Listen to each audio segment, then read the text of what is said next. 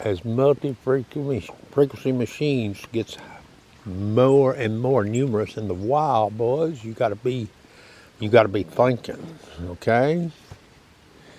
This is 15 kilohertz single frequency on this 9-inch coil, okay? How many people are running single frequency in sites with this machine?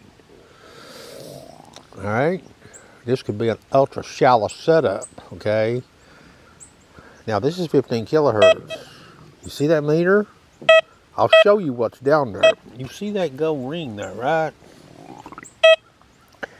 91. That'd probably interest a person, seeing 91 in the meter of this machine, huh? But that was single frequency 15 kilohertz. Now we're over here in the fast program. Speed 2, 40 max band for frequency. See what we got? 83. Oh, look up here at this thing. So you might have a person out there with a Deus 2 running this call, running multi-frequency fast program, 40 max band. And they see that right there, and they may be looking for gold rings. Or they're looking for high conductive coins, and they see that, and they're like, I ain't digging that, because it's probably that. All right.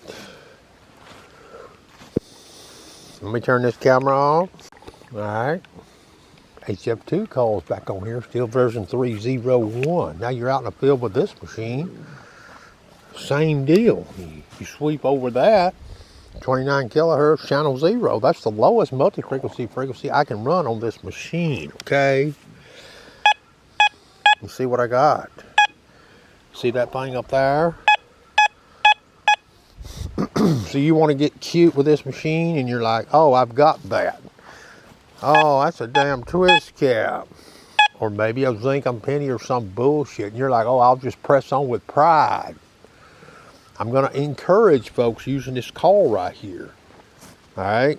If you're going to run that 29 kilohertz band to hunt with, and vice versa, 89 kilohertz. Now I can hear this, get some ID similar to this with a 53 kilohertz band. Look what happens now. Uh-oh, you see that? You see that solo thing up there though.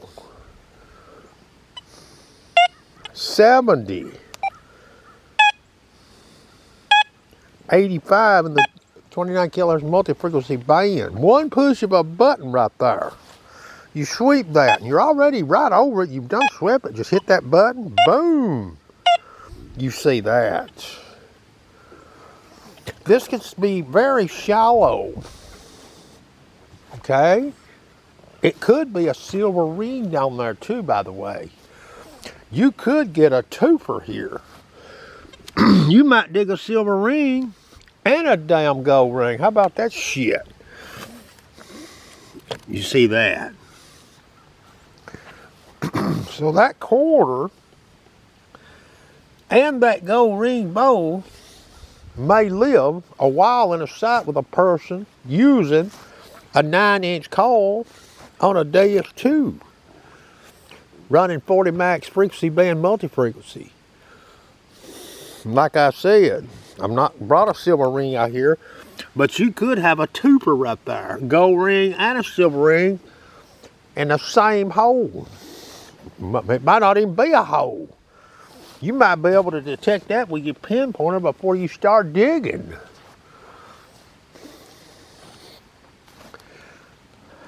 You see what I mean? You got to be thinking. You got to be thinking about what other people are doing and the weaknesses of the machines. All right. Now, if I would have been running a 14 kilohertz band multi-frequency on that call, I would have seen that quarter. I'd have seen high conductor. The question is, how's the people in there running their machines? Okay? And the more and more these multi-frequency machines gets out here, there's different ways to run them. Okay?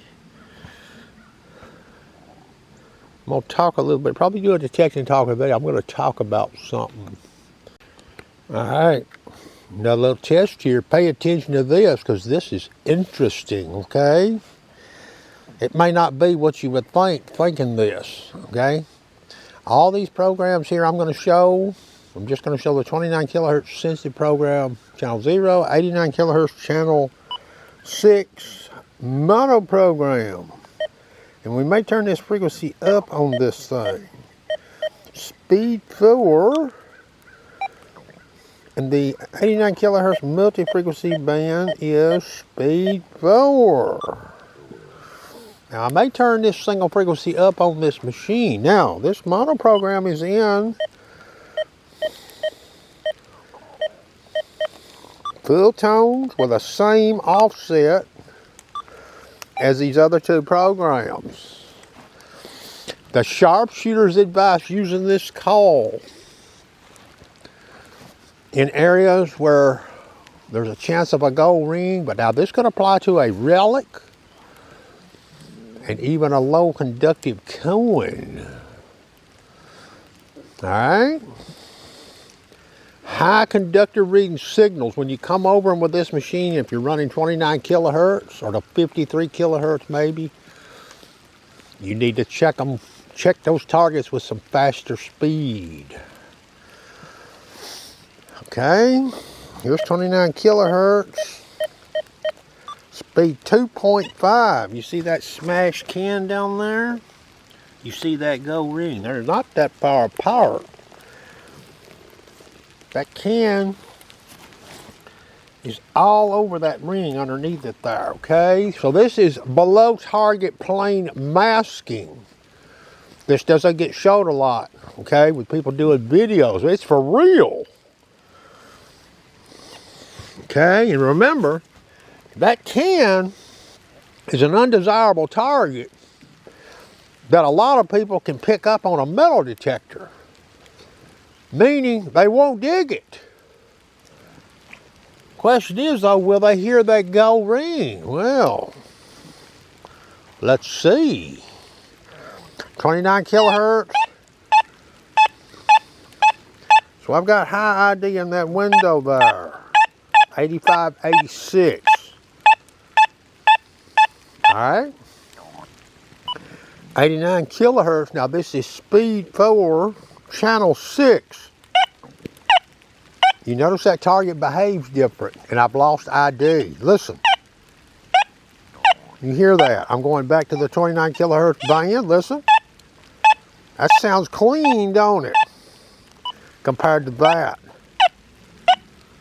So you may hear that signal there thinking it's a bullshit target.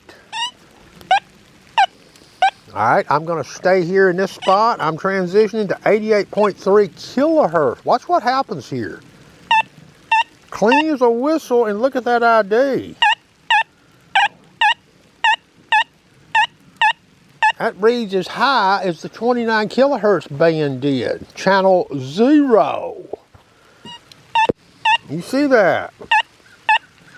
High frequency, yet that's a gold ring. Now I'm going to come over here. I'm still in the mono program. Look at that. You see that? 89 kilohertz. You hear that? Sounds different, don't it?